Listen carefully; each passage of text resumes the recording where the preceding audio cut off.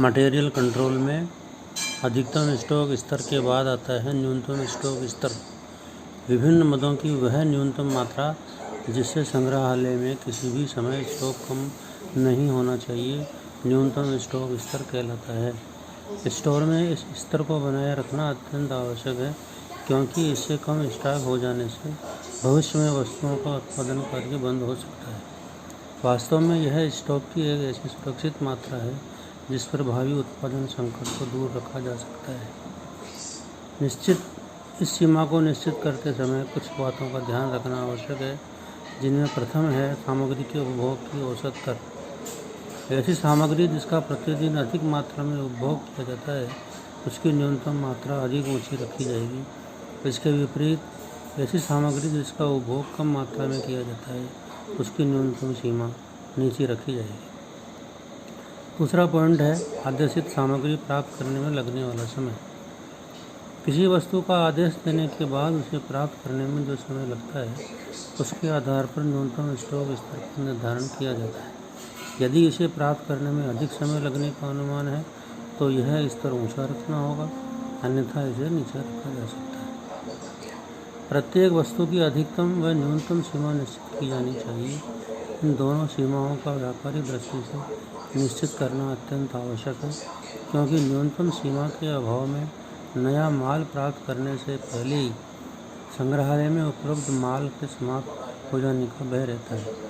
इसी प्रकार अधिकतम सीमा के अभाव में पूंजी का अनावश्यक कार्यों में व्यय होने का भय, आवश्यकता से अधिक सामग्री प्राप्त होने से संग्रहण की अव्यवस्था का भय और अधिक समय तक माल को उपयोग में न लेने से उसके अप्रचलित होने का भय बना रहता है।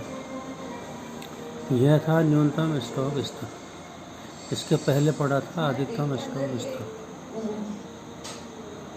अधिकतम और न्यूनतम स्टॉक के बाद तीसरा है पुनः आदेश स्टॉक सीमा, जिसे हम रीऑर्डर स्टॉक लेवल कहेंगे। इससे तात्पर्य है संग्रहालय में सामग्री की मात्रा उस स्तर से है जिस पर पहुंचते ही सामग्री को क्रय करने संबंधी आवश्यक कार्यवाही प्रारंभ कर दी जाती है, जिससे कि सामग्री की मात्रा के न्यूनतम स्तर तक पहुंचने से पहले ही आदेशित सामग्री प्राप्त हो जाए। समय पर आदेश न देने से सामग्री के उपलब्ध होने में विलम्ब हो सकता है तथा संग्रहालय की संपूर्ण सामग्री की खपत हो जाने से उत्पादन कार्य बंद होने का भय रहता है। इस स्तर को सुनिश्चित करने में कुछ बातों का ध्यान रखना आवश्यक है, जैसे प्रतिदिन कारखाने में होने वाली खपत, आदेश की कार्यवाही का समय, आदेश देने के बाद माल प्राप्त होने की अवधि। जैसे यदि कारखाने में प्रतिदिन 100 इकाइयों की खपत है तथा आदेश की कार्यवाही प्रारंभ होने से लेकर सामग्री प्राप्त होने में 15 दिन का समय लगता है, तो इस वस्तु की आदेशित सीमा 1500 इकाइयाँ होगी। अर्थात इस सीमा तक पहुँचते ही आदेश देने पर वर्तमान सामग्री समाप्त होने से पहले ही सामग्री प्राप्त हो जाएगी तथा उत्पादन कार्य यथावत चलता रहेगा। चौथा है संकट स्तर, डेंजर लेवल। एक कुशल स्टोर कीपर सामान्यतः आदेश स्तर पर सामग्री क्रय करने के संबंध में प्रारंभ कर देता है, परंतु कभी कभी विशेष परिस्थितियां उत्पन्न हो जाती हैं और सामग्री के लिए आदेश भेजने में विलम्ब हो जाता है। यह भी संभव हो सकता है कि विक्रेता सामग्री भेजने में विलम्ब कर दे। कारखाने में निर्माण कार्य सामान्य स्तर पर चलता रहता है और स्टोर कीपर यह अनुभव करने लगता है कि स्टोर में सामग्री की मात्रा केवल इतनी ही शेष रह गई है कि वह इतने समय की आवश्यकता की पूर्ति कर सकता है जितने समय में सामग्री निकटतम स्थान से क्रय कर कारखाने में लाई जा सकती है। यह स्थिति जोखिमपूर्ण है, क्योंकि सामग्री के अभाव में निर्माण कार्य में बाधा पड़ना स्वाभाविक है। अतः ऐसी स्थिति में सामग्री क्रय करने की त्वरित व्यवस्था की जाती है ताकि स्टोर में सामग्री की समाप्ति से पहले ही इनकी सुपुर्दगी प्राप्त हो सके। यह स्तर सामग्री का संकट स्तर कहलाता है। सामान्यतः इसकी सीमा न्यूनतम स्तर की सीमा से कुछ नीचे होती है। 5वां है औसत स्टॉक स्तर, एवरेज स्टॉक लेवल। एक औद्योगिक संस्था को अपने संग्रहालय में सामान्यतः सामग्री का स्टॉक जिस मात्रा में औसतन रखना चाहिए उसे औसत स्टॉक स्तर कहते हैं। यह मात्रा न्यूनतम स्तर से अधिक लेकिन अधिकतम स्तर से कम होती है। अब इन विभिन्न स्तरों को ज्ञात करने के सूत्र दिए हुए हैं, जिनकी सहायता से हम इन स्तरों को ज्ञात कर सकते हैं।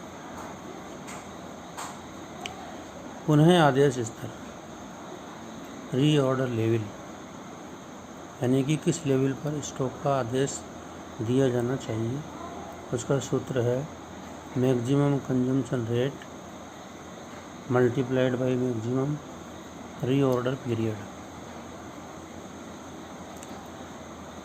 जैसे यदि सामग्री की सामान्य उपभोग दर 40 से 50 इकाइयाँ प्रतिदिन है तथा सामग्री प्राप्ति में 4 से 8 दिन लगते हैं, तो इस स्थिति में पुनः आदेश स्तर 50 × 8 बराबर 400 इकाइयाँ होगा। 50 का मतलब मैक्सिमम इकाइयाँ कंजम्पशन प्रतिदिन और 8 का मतलब 8 दिन मैक्सिमम लगते हैं।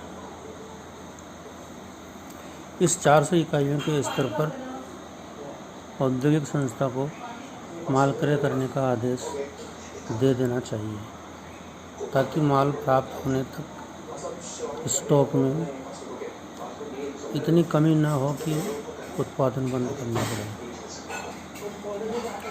दूसरा है न्यूनतम स्टॉक स्तर, मिनिमम स्टॉक लेवल या सेफ्टी स्टॉक। इसका सूत्र है रीऑर्डर लेवल माइनस 2 चीज़ों को गुणा करना है, नॉर्मल या एवरेज कंजम्पशन रेट, नॉर्मल या एवरेज रीऑर्डर पीरियड। जैसे सामान्य उपभोग दर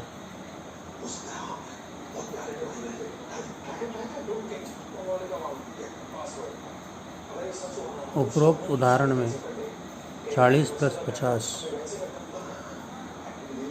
40 तो मिनिमम, 50 अधिकतम, इसको जोड़ के 2 का भाग देंगे तो 45 इकाइयाँ। पुनः आदेश की औसत अवधि मिनिमम 4 दिन, अधिकतम 8 दिन, 4 + 8 में 2 का भाग दिया तो 6 दिन। इस आधार पर न्यूनतम स्टॉक स्तर इस प्रकार ज्ञात करेंगे।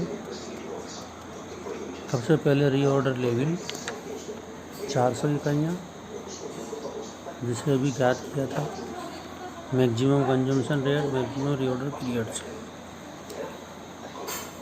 उस रीऑर्डर स्टॉक लेवल में से हमें औसत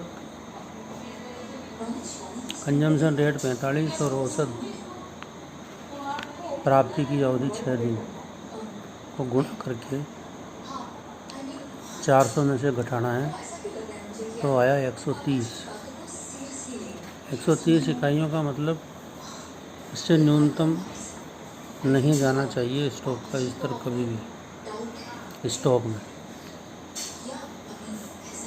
तीसरा है अधिकतम स्टॉक स्तर कैसे ज्ञात करेंगे। इसे ज्ञात करने का सूत्र है reorder level plus reorder quantity minus minimum consumption गुणा मिनिमम रीऑर्डर पीरियड।